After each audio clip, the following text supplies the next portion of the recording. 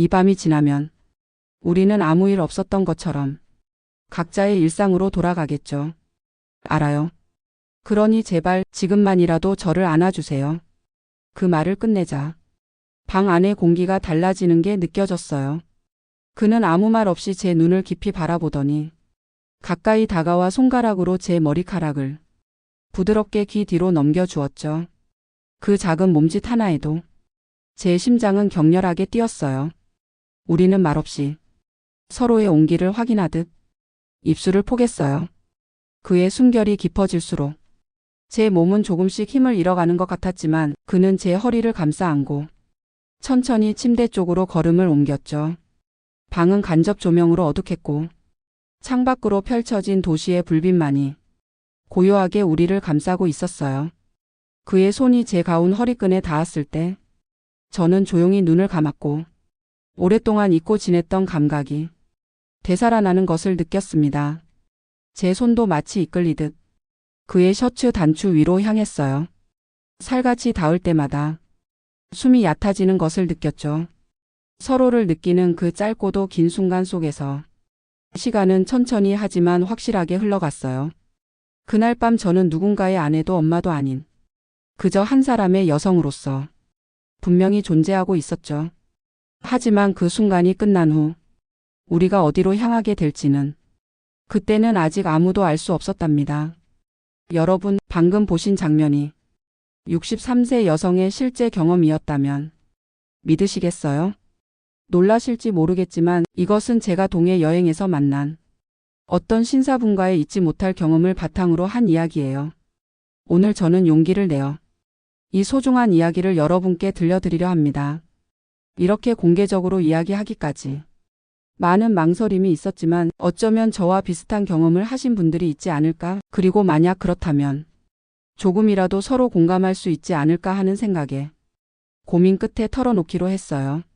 이야기를 시작하기 전에 혹시 괜찮으시다면 채널 구독, 좋아요, 그리고 알림 설정까지 해주시면 정말 기쁘겠습니다. 그리고 하고 싶은 이야기나 의견이 있으시면 댓글을 남겨주세요. 저와 같은 마음을 품고 있는 누군가에게 그것이 큰 힘이 될 수 있을 거예요. 안녕하세요. 김영희라고 합니다. 서울 세종구에서 혼자 살고 있는 63세 여성이에요. 30년 동안 동네에서 작은 유치원을 운영했죠. 6년 전에 남편을 갑자기 여의고 그때부터 혼자 살고 있습니다. 매일 아침 8시에 일어나 아침 식사를 해요. 식탁에 앉으면 비어있는 의자가 자꾸 눈에 띄어 신문을 펼쳐 읽는 척을 하곤 하죠. 오전에는 집을 청소하거나 빨래를 하고 점심은 냉장고에 있는 걸로 간단하게 해결해요. 오후에는 동네를 산책하고요. 저녁 식사 준비가 가장 힘들어요. 혼자 먹을 밥을 만드는 게 이렇게 귀찮은 일인 줄 몰랐거든요. 가끔 딸이 잘 지내는지 걱정하며 전화를 걸어 엄마 잘 지내? 하고 물으면 저는 늘 응, 잘 지내고 있지 하고 대답해 버려요. 사실은 말벗이 없어 혼잣말을 중얼거리는 날이 더 많은데 그런 얘기는 할 수 없으니까요. 그러던 어느 날 딸 수진이가 갑자기 찾아왔습니다. 엄마, 어버이날 선물인데 동해 여행 어때? 나랑 단둘이 오랜만에 여행 가자. 내가 다 예약해 둘게. 정말 오랜만에 딸과의 여행이라 많이 기대했죠. 그런데 출발 전날 수진이한테서 다급한 목소리로 전화가 왔어요. 엄마, 큰일 났어. 철수가 갑자기 열이 40도까지 올라서 응급실에 가봐야 할 것 같아. 동해 여행은 취소해야 할 것 같아. 미안해 엄마. 수진이의 아들, 그러니까 제 손자인 철수가 아프다는 소식에 걱정스러워 가슴이 찢어지는 것 같았죠. 그럼 당연히 취소해야지. 철수부터 잘 챙겨야지. 그러자 수진이가 조금 망설이다가 말했어요. 근데 엄마, 생각해보니까 호텔을 전날 취소하면 아마 절반도 못 돌려받을 것 같아. 엄마 혼자라도 다녀오는 거 어때? 혼자 여행을 어떻게 가니? 아깝잖아. 요즘 날씨도 좋고 엄마 혼자라도 다녀와. 친구라도 불러서 같이 가든가. 딸은 그렇게 일방적으로 말하고는 전화를 끊어버렸어요. 저는 급하게 동네 친구들에게 연락해봤죠. 정수가 내일 동해 여행 같이 갈래? 아유, 미안해. 내일 병원 예약이 있어서. 지영아, 내일 시간 있어? 나랑 동해 갈래? 호텔비는 내가 낼게. 갑자기 그러면 곤란하지. 내일부터 손주 봐줘야 해. 결국 어떤 친구도 시간이 맞지 않았어요. 너무 갑작스러운 제안이었으니까요. 그래서 어쩔 수 없이 혼자 가기로 했습니다. 다음 날 화요일 기차를 타고 동해로 향했어요. 혼자 여행은 생각지도 못했던 일이라 기차 안에서도 계속 불안했죠. 동해역 근처의 멋진 호텔에 도착했는데 깨끗하고 넓었어요. 체크인을 마치고 방으로 가는 길에 복도에서 한 남성분과 스쳐 지나갔습니다. 안녕하세요. 하고 그분이 먼저 말을 걸었어요. 키는 177cm 정도 될까요? 깔끔하게 손질된 흰머리가 섞인 머리카락이 인상적인 분이셨죠. 처음 오셨나 봐요. 네, 근데 어떻게 아셨어요? 표정 보면 알 수 있어요. 저도 처음 왔을 때 그랬거든요. 낯선 남성분에게 말을 걸려 조금 어색해져서 후다닥 방으로 들어갔죠. 저녁 시간이 되어 호텔 식당으로 내려갔는데 혼자 온 손님은 저밖에 없었어요. 온통 가족이나 연인들 뿐이라 왠지 모르게 민망했죠. 그때 직원이 저에게 다가왔어요. 손님, 정말 죄송하지만 오늘은 예약이 꽉 차서요. 혹시 괜찮으시다면 다른 손님과 합석하는 건 어떠신가요? 그렇게 하시면 식사 비용을 20% 할인해 드리겠습니다. 배도 고프고 지금 다시 나가서 다른 식당을 찾는 것도 귀찮아 그 제안을 받아들이기로 했습니다.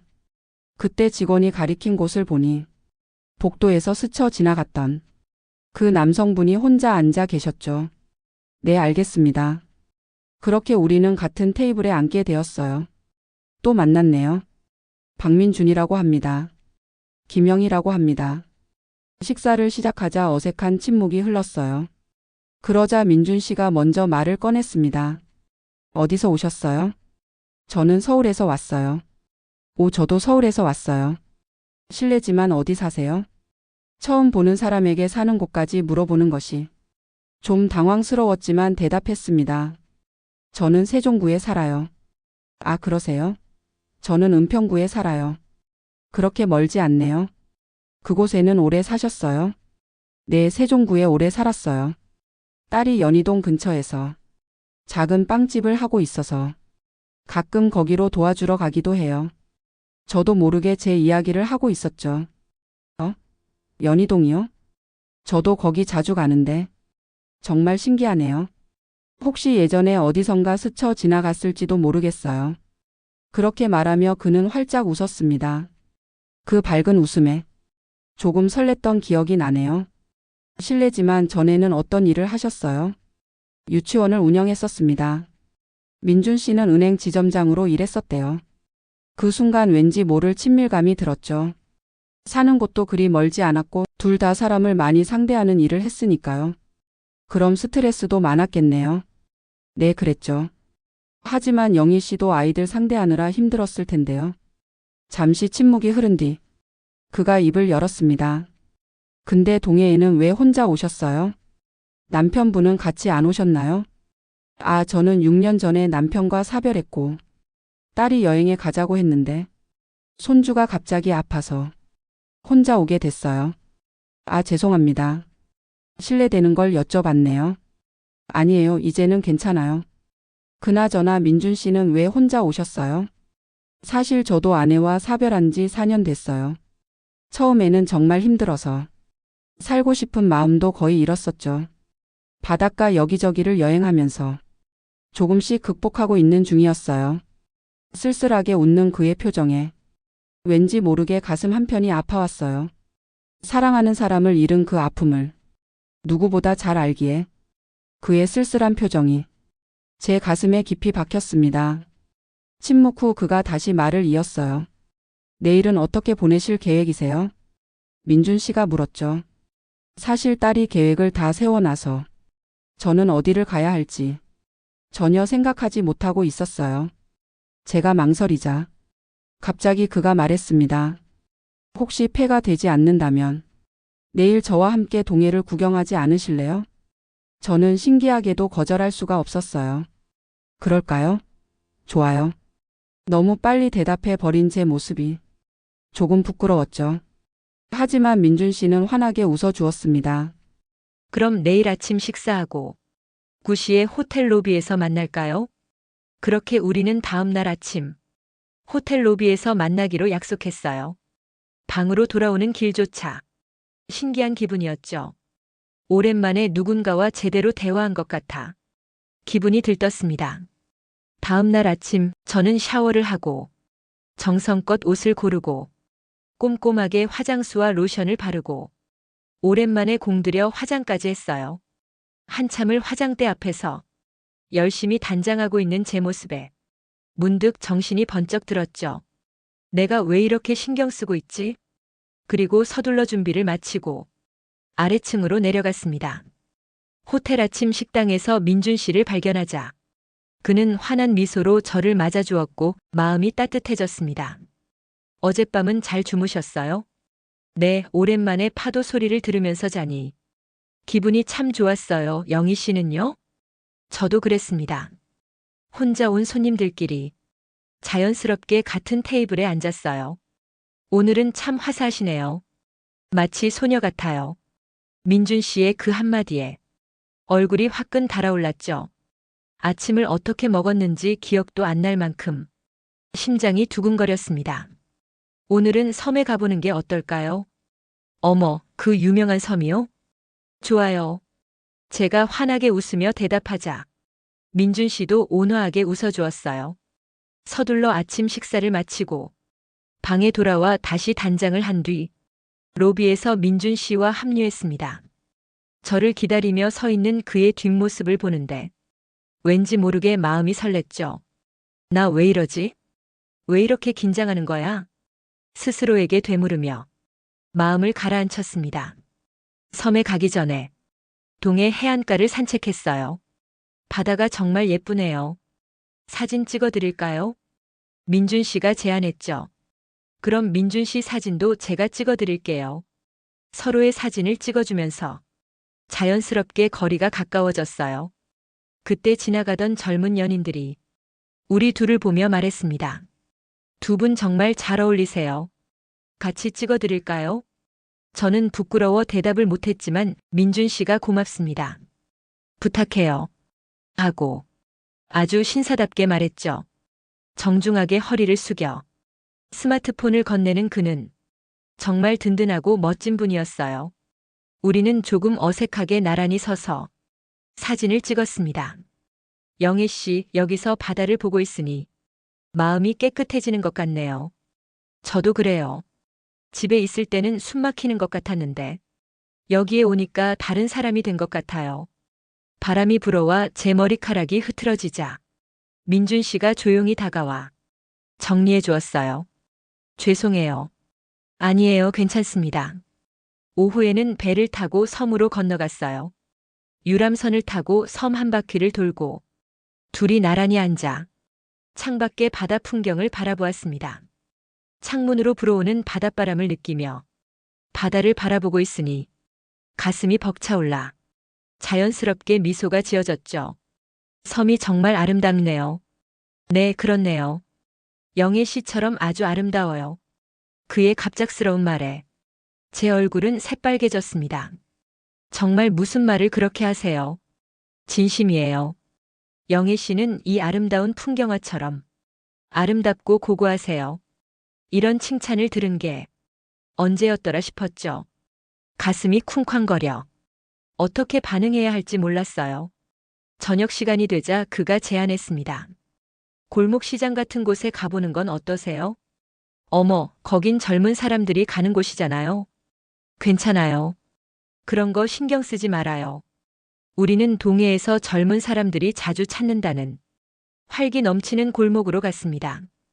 그곳에 도착하니 수많은 사람들이 자리를 메우고 있었고 활기찬 에너지로 가득했어요. 그런 젊음의 열기 속에 있다 보니 왠지 모르게 저도 기분이 들떴죠.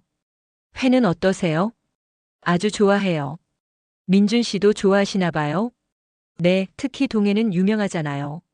신선한 회를 맛보며 술을 한 잔씩 나누었어요. 영애 씨, 솔직히 말씀드리면 민준 씨가 조심스럽게 입을 열었습니다.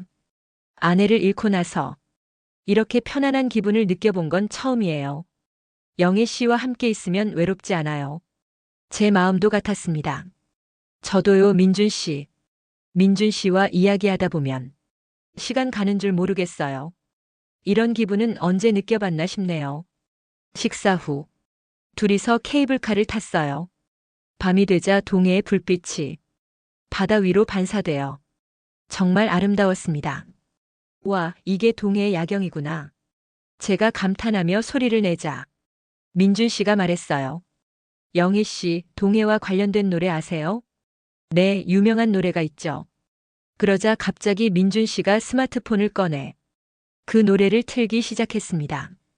그의 스마트폰 스피커에서 로맨틱한 멜로디가 흘러나왔죠. 케이블카 안에서 둘이 그 노래를 들으며 동해의 야경을 바라보고 있으니 이런 순간이 꿈만 같았어요. 이 노래를 들으니 더욱 아름답게 느껴지네요. 민준 씨가 말했습니다. 정말 그렇네요. 노래와 풍경이 완벽하게 어우러져 있어요. 노래 가사처럼 정말 도시의 불빛이 우리를 반겨주는 것 같았죠. 동해의 야경이 이렇게 아름다운 줄 몰랐네요. 제가 감탄하며 창밖을 바라보자 갑자기 민준 씨가 제 손을 살며시 잡았습니다.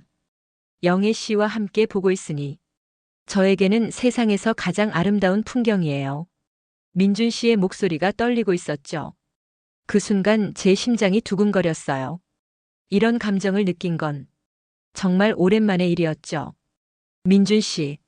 저는 무심결에 그의 이름을 불렀습니다.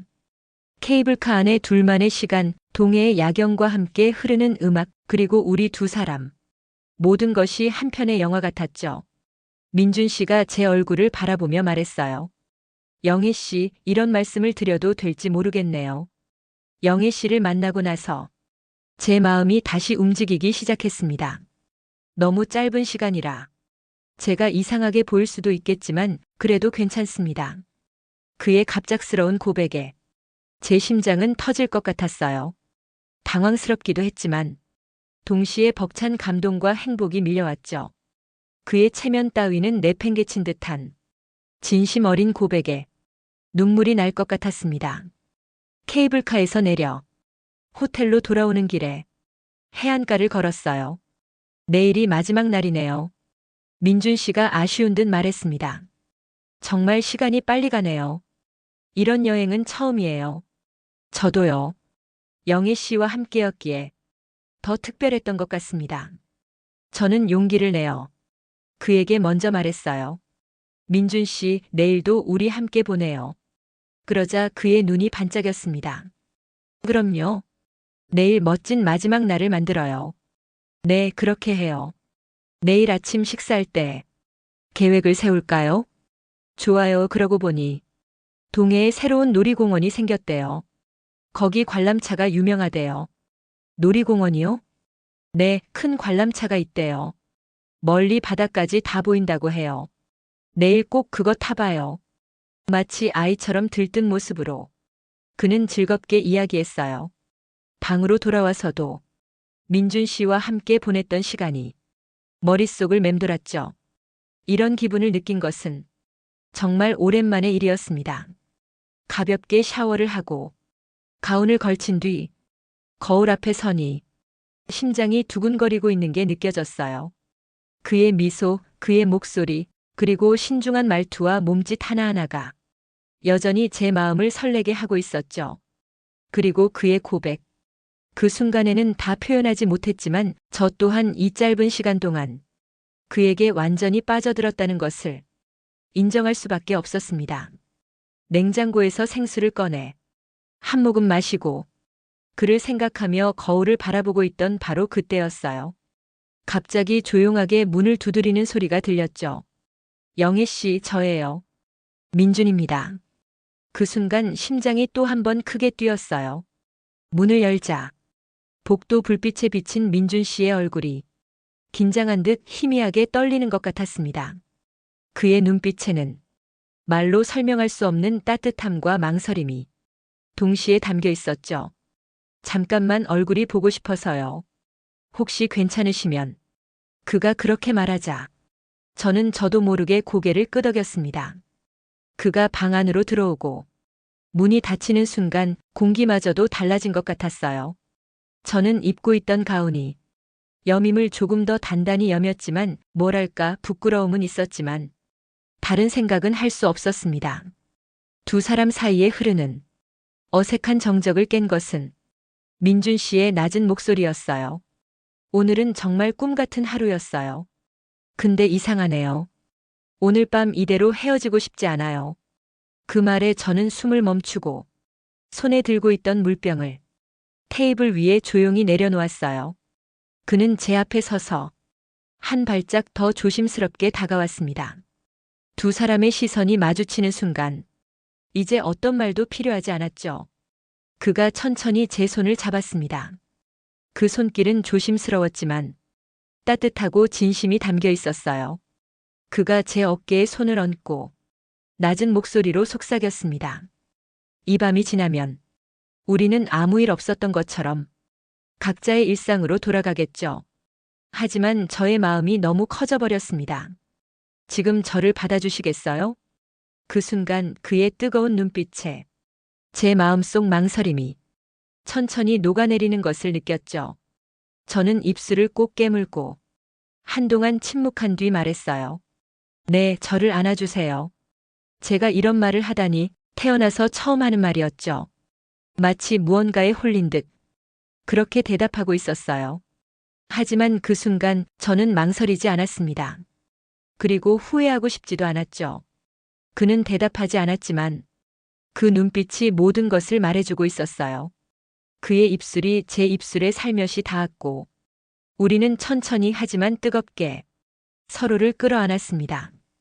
옷 너머로 전해지는 온기, 떨리는 숨결, 말로 표현할 수 없는 마음이 두 사람을 가득 채우는 것 같았죠.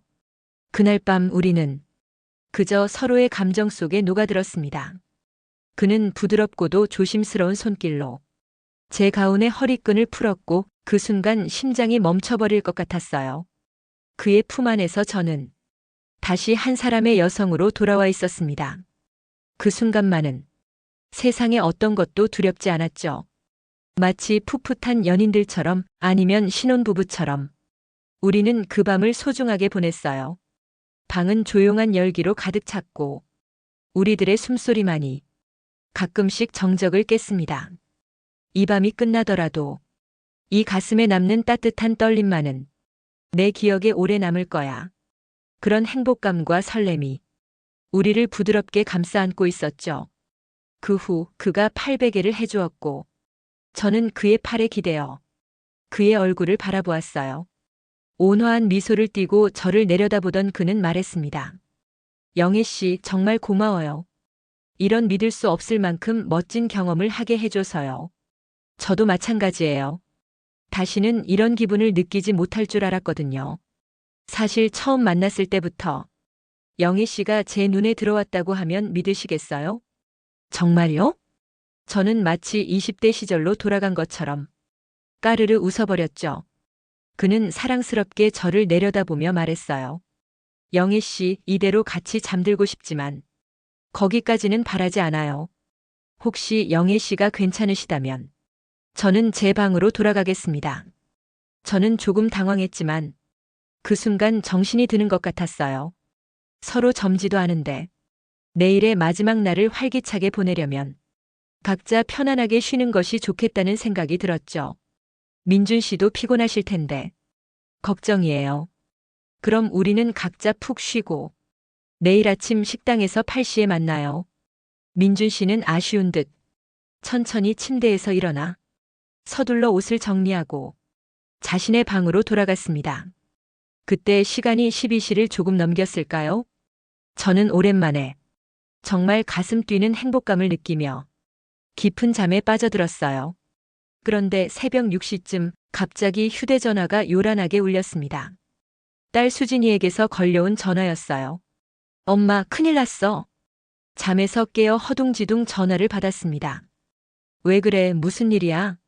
철수가 밤새 배가 아프다고 했는데 새벽에 갑자기 의식을 잃어서 지금 구급차로 병원에 가고 있는데 의사 선생님이 맹장이 터졌다고 응급 수술해야 한대. 수진이의 목소리가 떨리고 있었죠. 머릿속이 하얘졌습니다. 손주가 응급 수술이라니. 어느 병원이야?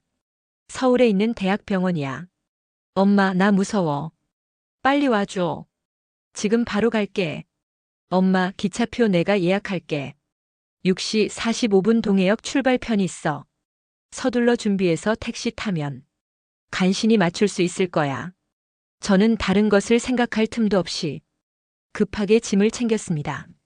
민준 씨에게 말하고 싶은 마음이 굴뚝 같았지만 이런 새벽에 깨울 수는 없었죠. 8시에 아침 식당에서 만나기로 했지만 그때까지 기다릴 수도 없었고요. 그래서 호텔 방의 책상 위에 있던 메모지에 급하게 연락처를 남겼습니다. 민준 씨께 급한 일이 생겨 먼저 서울로 돌아갑니다. 손주가 응급수술을 받게 되었어요. 꼭 연락주세요. 기다리고 있을게요. 김영희 010XXX. 메모지를 들고 복도로 나와 민준 씨의 방문 아래로 조용히 밀어 넣었죠. 제발 이 메모를 발견하고 연락해 주기를 진심으로 바라면서요. 택시를 타고 동해역으로 향하는 동안 마음이 갈기갈기 찢어지는 것 같았어요. 손주에 대한 걱정도 걱정이지만 민준 씨와 이런 식으로 헤어지는 것이 너무도 아쉬웠죠. 메모는 잘 찾아줄까? 기차를 타고 서울로 가는 내내 계속 휴대전화를 확인했습니다. 혹시 민준 씨에게서 연락이 올지도 모른다고 생각했으니까요. 하지만 아무런 연락도 오지 않았죠. 병원에 도착해서도 가끔 휴대전화를 보며 연락이 왔는지 확인했지만 그에게서 걸려온 전화도 메시지도 없었습니다. 다행히 철수의 수술은 성공적으로 끝났어요. 하지만 마음 한구석으로는 계속 민준 씨가 걱정되었죠. 아침 식당에서 나를 계속 기다렸겠지. 내가 갑자기 사라진 것을 보고 무슨 생각을 했을까? 그로부터 몇 달 동안 저는 민준 씨를 잊을 수 없었습니다. 동해에서 함께 보냈던 이틀은 너무도 소중한 시간이었으니까요. 혹시 민준 씨가 저를 찾고 있을지도 모른다고 생각해서 인터넷에서 박민준이라고 검색해봤지만 그것만으로는 찾을 수 없었어요. 딸 수진이에게도 물어봤죠. 빵집 단골 손님 중에 박민준 씨라는 분 계셔? 엄마, 왜? 아는 사람이야? 응, 그냥 좀 궁금해서. 수진이가 고객 명부를 찾아보았지만 그런 이름은 없었습니다.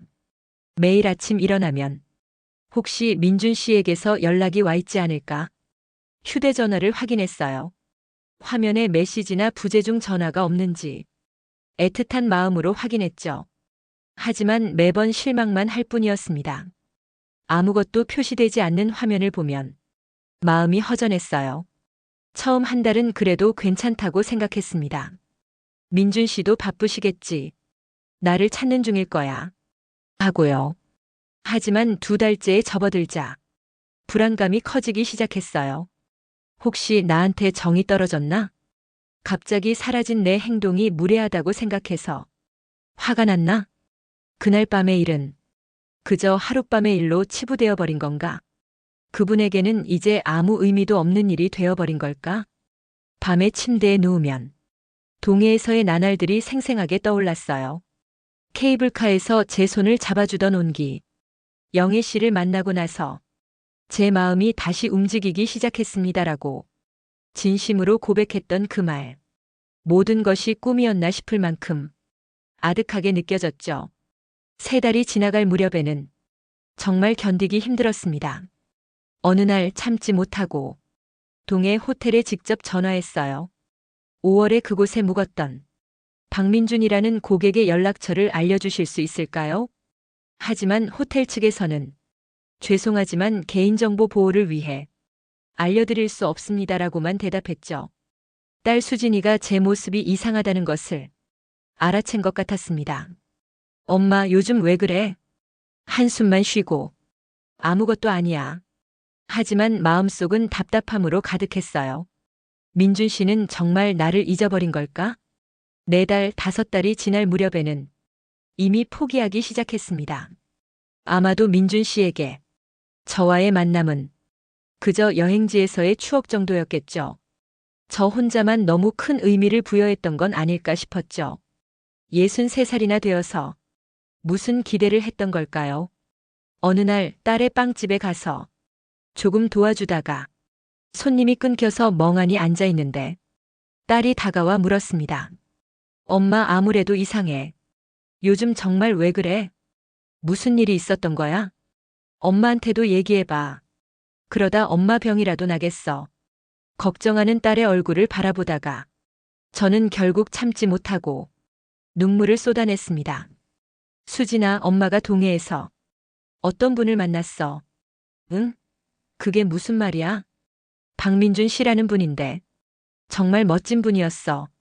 근데 갑자기 헤어지게 됐지. 수진이는 몹시 놀란 표정이었지만 제 어깨를 감싸 안으며 다정하게 말해주었어요. 엄마, 그래서 계속 우울했던 거야?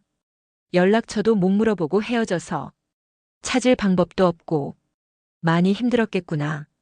그래서 빵집 손님 중에 민준 씨라는 사람이 있나 물어봤던 거구나. 엄마가 얼마나 힘들었을까. 딸의 그 한마디에 제 가슴에 맺혔던 응어리가 스르르 풀리는 것 같았어요. 미안해, 엄마가 이 나이에 이런 이야기를 하다니 이상하지. 너한테 이야기하면서 후련하기도 하지만 정말 창피하다. 무슨 소리야, 엄마. 엄마도 행복해질 권리가 있잖아. 그분 정말 멋진 분이셨어? 오랜만에 마음이 설렜어? 하지만 연락이 없으니 이젠 포기해야겠지. 수진이가 제 손을 잡으며 말했습니다. 엄마, 인연이라면 다시 만날 거야. 포기하지 마.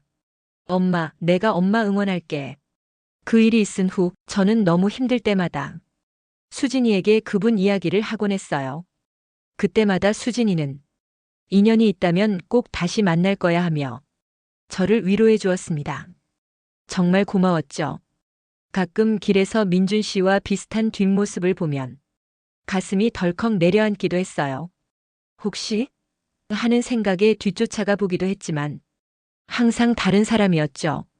그때마다 제 자신이 처량하게 느껴졌습니다. 이렇게 한 사람을 그리워하며 살았던 적이 있었나 싶었죠. 6달이 지날 무렵에는 정말 가슴이 아팠어요. 민준 씨는 혹시 나를 전혀 기억하지 못하는 걸까? 아니면 기억은 하지만 연락하고 싶지 않은 걸까? 그런 생각을 하면 밤중에 눈물이 나기도 했어요. 동해에서 느꼈던 그 설렘과 행복감이 모두 저의 착각이었던 건 아닐까 하는 생각에 가끔 거리를 걸으면서도 민준 씨와 비슷한 남성분을 보면 자꾸 뒤돌아보게 됐습니다. 혹시 나를 찾아 세종구에 와주는 건 아닐까? 하고요. 하지만 항상 다른 사람이었죠. 은평구랑 세종구가 가깝다고 해도 사람 많은 서울에서 우연히 만날 확률은 거의 없겠지 싶었습니다. 그로부터 몇 달이 더 지나도 민준 씨에게서 연락은 오지 않았어요. 이제 정말 포기할 때가 된 것 같았습니다.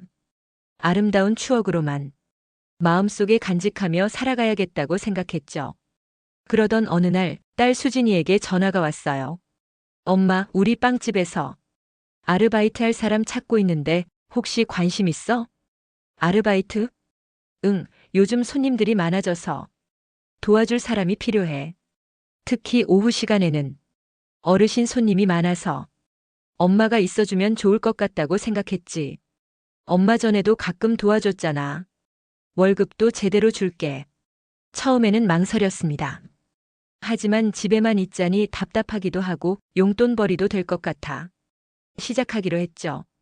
그럼 한번 해볼까? 좋아. 내일부터 정식 출근이야. 빵집은 연희동역에서 걸어서 5분 정도 거리에 있었어요. 안으로 들어가니 계절에 맞춰 아담하면서도 예쁘게 단장되어 있었습니다. 엄마, 여기서 계산 도와주고 손님들 주문 받아주면 돼. 첫날은 서툴렀지만 며칠 지나자 즐거워지기 시작했어요. 단골 할머님들이 오셔서 이런저런 얘기도 해주시고 젊은 직장인들도 친절하게 대해주었죠. 오랜만에 사회생활을 하니 활력이 생기는 것을 느꼈습니다. 한 달쯤 지났을까요? 오후 3시쯤 되니 손님들의 발길이 뜸해졌습니다. 수진이는 안쪽에서 빵을 굽고 있었고 저는 혼자 계산대에 앉아 있었죠. 그때 문이 열리며 한 남성분이 들어오셨습니다. 실루엣만 봐도 어딘가 낯익었어요. 키가 크고 어깨가 넓고 그리고 흰머리가 섞인 머리카락을 깔끔하게 손질한 그 모습은 너무나도 익숙했죠. 설마. 그럴 리가. 그분이 천천히 메뉴판을 보더니 얼굴을 들어 저를 바라보았습니다. 그 순간 시간이 멈춘 것 같았어요. 온몸이 얼어붙는 동시에 전기에 감전된 것 같은 충격을 받았죠.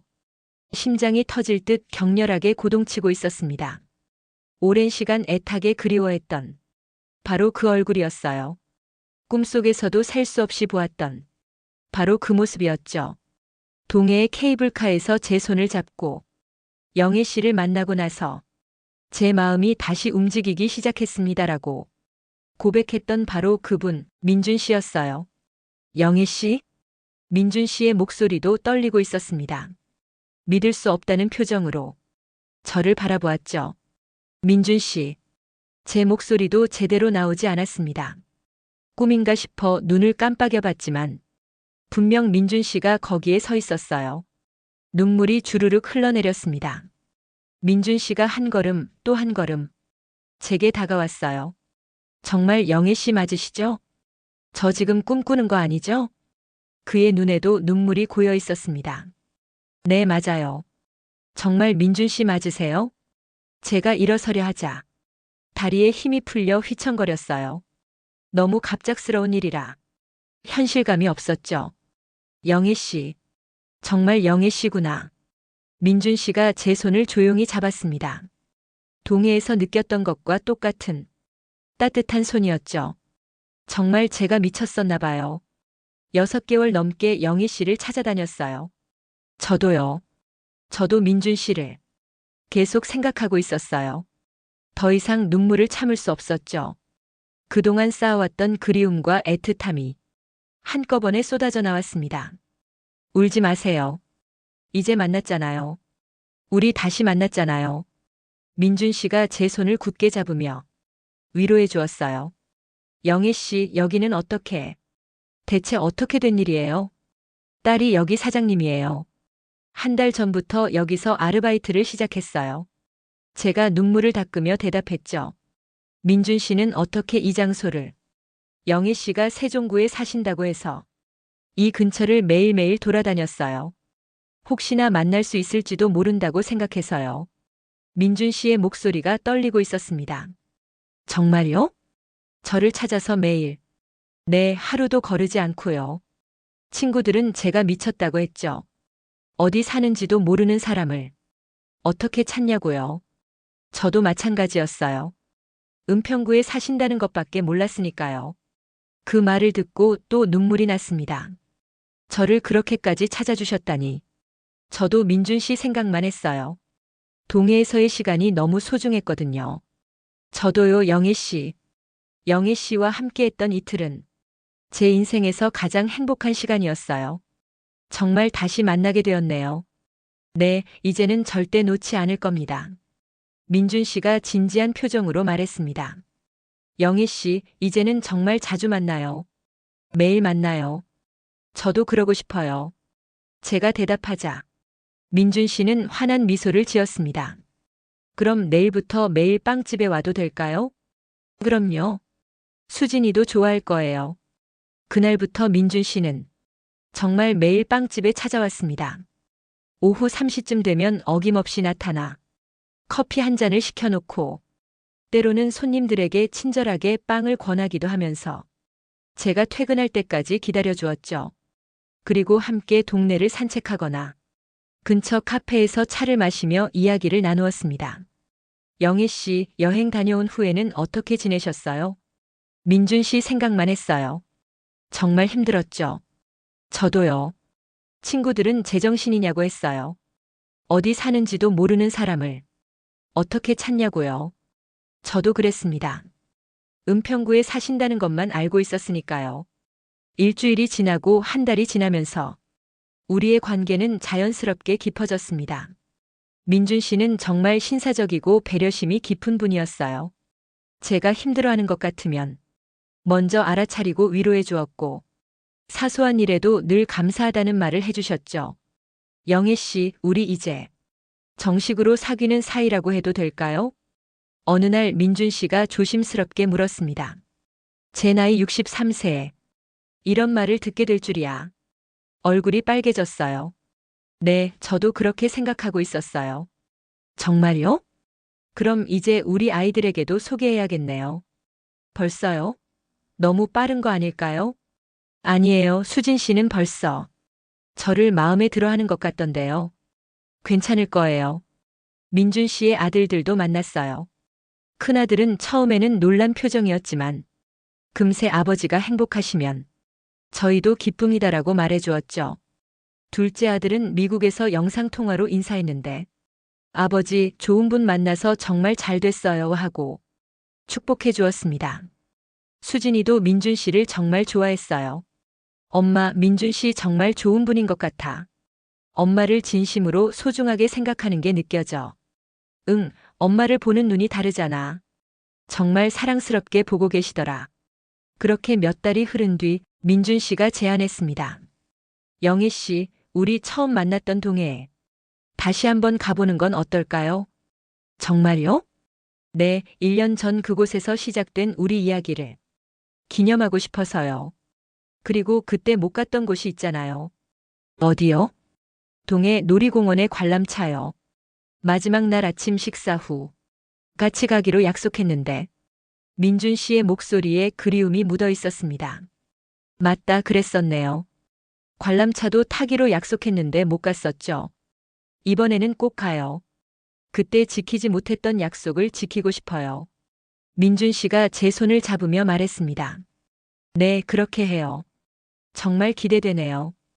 2주 후 우리는 다시 동해행 기차에 몸을 실었습니다. 1년 전에는 혼자서 창밖만 바라보던 길이었지만 이번에는 민준 씨와 손을 잡고 조용히 이야기를 나누거나 그의 어깨에 기대어 창밖 풍경을 바라보면서 동해로 향했죠. 동해역에 내렸을 때 가슴이 뭉클했어요. 1년 전 이 역에 내렸을 때는 민준 씨를 만나게 될 줄은 꿈에도 몰랐으니까요. 저도요. 그때는 그저 혼자 온 외로운 여행자였으니까요. 같은 호텔, 같은 층에 방을 잡았죠. 물론 각자 다른 방이었지만 복도에서 스쳐 지나갈 때마다 1년 전의 설렘이 되살아났습니다. 영희 씨, 내일 놀이공원 가기 전에 우리 처음 만났던 그 식당에서 저녁 식사할까요? 다음 날 저녁 정말 1년 전 그 자리에 앉았어요. 혼자 온 손님들끼리 합석했던 바로 그 테이블이었죠. 여기서 처음 인사했던 때가 생각나네요. 저도요. 그때 민준 씨가 또 만났네요 라고 말씀하셨죠. 영희 씨, 그때 저의 첫인상은 어떠셨어요? 정말 신사적이라고 생각했어요. 말씀하시는 것도 온화하고 눈빛도 따뜻해서요. 저는 영희 씨가 너무나 고고하시다고 생각했어요. 웃을 때 눈가의 주름도 정말 예쁘다고 생각했고요. 그의 칭찬에 저는 또 20대 시절로 돌아간 것처럼 까르르 웃어버렸죠.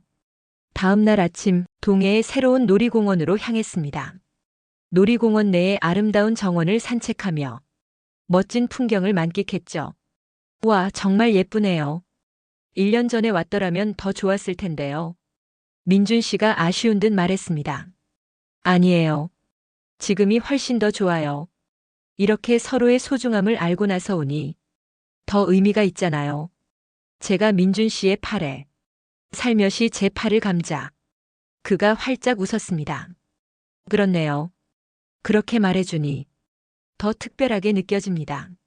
놀이공원을 한 바퀴 돌고 드디어 관람차 앞에 섰습니다. 높이 솟아있는 거대한 관람차를 올려다보니 가슴이 쿵쾅거렸죠. 무서우시면 안 타셔도 괜찮아요. 아니에요. 민준 씨와 함께라면 무섭지 않아요. 관람차에 올라타자 천천히 위로 올라가기 시작했습니다. 동해의 바다가 점점 아래로 넓게 펼쳐졌죠. 와, 정말 아름다워요. 가장 높은 곳에 도착했을 때 민준 씨가 제 손을 잡았습니다. 영애 씨, 여기서 정식으로 말씀드릴 게 있어요. 갑자기 진지해진 민준 씨의 표정에 심장이 빠르게 뛰기 시작했습니다. 영애 씨, 저와 결혼해 주세요. 민준 씨가 작은 상자를 꺼냈죠. 안에는 반지가 들어 있었습니다. 1년 전 이 도시에서 영희 씨를 만나고 제 인생은 완전히 달라졌어요. 여행에서 돌아와 영희 씨를 그리워하면서 깨달았죠. 영희 씨 없는 제 인생은 아무 의미가 없다는 것을요. 눈물이 주르륵 흘러내렸습니다. 민준 씨, 영희 씨 남은 인생을 저와 함께 보내주세요. 아침에 눈을 뜨면 영희 씨가 옆에 있고 저녁에 집에 돌아오면 영희 씨가 기다리고 있는 그런 인생을 살고 싶습니다. 네. 저는 울면서 대답했어요. 정말이에요? 네, 저도 민준 씨와 함께하고 싶어요. 민준 씨가 제 손가락에 반지를 끼워 주었습니다. 딱 맞았죠? 사랑해요, 영희 씨. 저도 사랑해요, 민준 씨. 관람차 안에서 우리는 조용히 입술을 포겠습니다. 63세와 67세의 늦은 봄날이었지만 그것은 어떤 젊은 날의 사랑보다 진실하고 깊은 것이었어요. 관람차에서 내려서도 손을 굳게 잡고 걸었습니다. 민준 씨, 정말 꿈 같아요. 저도요. 1년 전에 여기 오자고 했다가 못 왔던 게 오히려 다행이었을지도 모르겠네요. 왜요? 그때 왔더라면 아름다운 추억으로만 끝났을 수도 있잖아요. 하지만 지금은 이렇게 와서 프로포즈까지 할 수 있었으니까요. 민준 씨의 말에 미소가 지어졌습니다. 맞네요. 모든 것이 완벽한 타이밍이었을지도 모르겠어요. 그날 저녁은 호텔 식당에서 우리의 약혼을 축하하는 소박한 만찬을 즐겼습니다. 건배, 건배. 와인잔을 부딪히며 우리는 웃었죠. 손가락의 반지가 조명에 반짝반짝 빛나고 있었습니다. 영희 씨, 언제 결혼식 올릴까요? 우리 서두르지 말아요. 천천히 준비해요. 그래도 너무 늦지 않게 해요. 이 나이가 되니 시간이 아까우니까요. 민준 씨의 말에 저는 고개를 끄덕였습니다. 다음 날 서울로 돌아와 가족들에게 알렸어요. 수진이는 눈물을 흘리며 기뻐했죠. 엄마 정말 축하해. 너무 행복해 보여. 민준 씨의 아들들도 진심으로 축복해 주었습니다. 한 달 후 우리는 소박한 결혼식을 올렸어요. 화려하지는 않았지만 양가 가족들이 모두 참석한 따뜻한 결혼식이었죠. 민준 씨는 멋진 정장을 차려입고 저는 은은한 분홍색 저고리 한복을 입었습니다. 엄마 정말 예쁘다. 오늘 수진이가 제 한복 치맛자락을 정리해주며 말했어요. 이 나이에 이런 드레스를 입을 줄은 생각도 못했네. 나이가 무슨 상관이야. 사랑의 나이가 어딨어. 식장으로 들어갈 때 민준 씨가 제 모습을 보고 눈시울을 붉혔습니다. 영애 씨 정말 아름다워요. 민준 씨도 정말 멋져요. 67세와 63세의 신랑 신부였지만 어떤 젊은 커플보다도 행복해 보인다고 하객분들이 말씀해 주셨죠. 사회를 맡아주신 분이 말씀하셨습니다. 사랑은 나이를 묻지 않습니다. 오늘 두 분의 모습을 뵈니 진정한 사랑이란 무엇인가를 배운 것 같습니다. 서로를 생각하고 찾아 헤매다 다시 만난 운명 같은 사랑이네요. 결혼 서약을 할 때 민준 씨의 목소리가 떨렸어요. 김영애 씨, 남은 생애 동안 당신을 사랑하고 아끼며 지켜줄 것을 맹세합니다. 제 목소리도 떨렸습니다. 박민준 씨, 저도 평생 당신만을 사랑할 것을 맹세합니다. 반지를 교환할 때 1년 전 동해의 케이블카에서의 순간이 떠올랐죠. 그때의 고백이 있었기에 오늘의 이 결혼식이 있는 거라고요. 이제는 영원히 함께죠? 응, 영원히. 결혼 후 우리는 새로운 보금자리를 마련했습니다. 민준 씨 집과 제 집을 정리하고 두 사람에게 편한 위치에 있는 아파트로 이사했죠. 아침에 일어나면 민준 씨가 커피를 내려주고 저는 간단한 아침 식사를 준비해요. 여보, 오늘도 빵집에 가? 응, 수진이가 혼자서는 힘들 것 같아서 그럼 나도 같이 가도 될까? 정말요? 손님들이 좋아하실 거예요.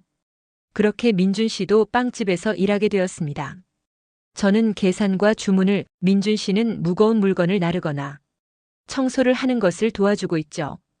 단골 할머님들이 어머, 부부가 같이 일하시니 정말 보기 좋네요 하고 말씀하시며 더 자주 찾아와 주셨어요.